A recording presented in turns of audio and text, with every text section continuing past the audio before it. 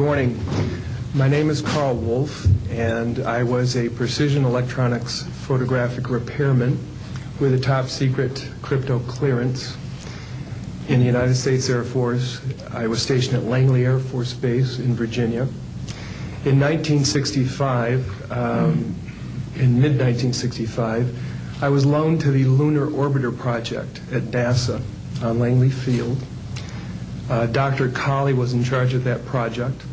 They had problems with a piece of electronic equipment that was bottlenecking their production of photographs. I went to the facility, and when I walked into the facility, there were scientists from all over the world. I was stunned, actually, to see people at a NASA project from all over the world. It didn't make any sense to me initially. I was taken into the laboratory where the equipment was malfunctioning. I couldn't repair it in the dark. I asked to have it removed. A airman second class was in the dark room at that time. I was also an airman second class. I was interested in how the whole process functioned, how the data got from the lunar orbiter to the laboratory. I asked the young man if he'd describe the process to me. He did. About 30 minutes into the process, he said to me, in a very distressed way, by the way, we've discovered a base on the backside of the moon. And then he proceeded to put photographs down in front of me, and clearly in these photographs were structures, mushroom-shaped buildings, spherical buildings, and towers. And at that point, I was very concerned because I knew we were working on compartmentalized security. He had breached security, and I was actually frightened at that moment. And I did not question him any further. And a few moments later, someone did come into the room. I worked there for 3 more days, and I remember going home and naively thinking, I can't wait to hear about this on the evening news. And here it is, more than 30 years later, and I hope we hear about it tonight. And I will testify under oath before Congress that what I'm saying is the truth.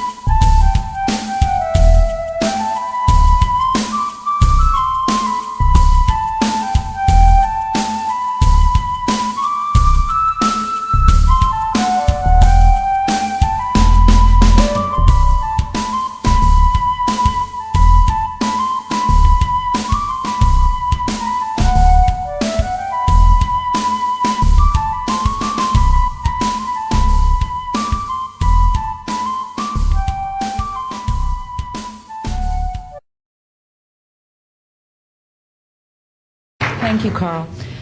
Good morning, everyone. My name is Donna Hare, and I worked at Philco Ford Aerospace from 1967 to 1981.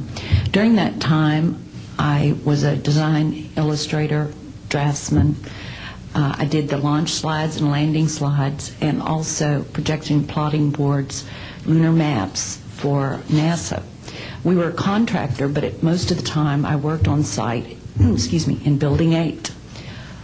I had the opportunity to do extra work during downtime, which was between missions, and I walked into a photo lab, which was the NASA lab across the hallway. I had a secret clearance, which is not that high, but I was able to go into restricted areas, which this was.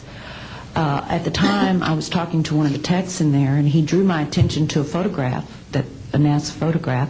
It had a dot on it, and I said, "What is that?" Well, he drew my attention to it, and I said, "Is that a dot on the emulsion?" And he said, and he's smiling, and he has his hands crossed, and he said, "Round dots on the emulsion don't leave round shadows on the ground." And this was an aerial photograph of the Earth. I'm assuming the Earth because it had pine trees on it, and the shadows of the craft or whatever it was were in the same angle as the trees. And by its very nature, UFO, and I wanted to clarify that to a gentleman that was talking to me, means unidentified. So I did not know what this was, but I realized at this point that it's very secret, that it was kept secret, because I asked him, "What are you going to do with this piece of information?" And he said, "We always airbrush these out before we sell them to the public." So they're pesky little creatures appearing on this photograph they wanted to get rid of. After that, I decided I would ask questions to other people that work there. And I found that I had to ask them away from the site and not on site. A guard told me that he was asked to burn some photographs and not to look at them. And there was another guard guarding him, who was in green fatigues, watching him burn the photographs. And he said he was too tempted. He looked at one, and it was a picture of a UFO, and he was very descriptive. I can go into that later with anyone. He immediately was hit in the head, and he had a big gash in his forehead. He was knocked out, and he's terrified, so he would have to be protected. Another incident, I knew someone in quarantine with the Apollo astronauts. He told me that the Apollo astronauts saw craft on the moon when we landed, and that is what he told me. And he also was afraid. He said that the astronauts are told to keep this quiet. They're not allowed to talk about it. So I do want to let you know that I worked out there for a number of years, and I ran into this. So it's not something everyone knows that works out there for a long time. My boss didn't know about it. Some people that sat right next to me didn't know about it. It's very strange, because I don't know how they can do it, but they can let some people know about it and then others not. I'm willing to testify before Congress that what I'm saying is true, and thank you very much.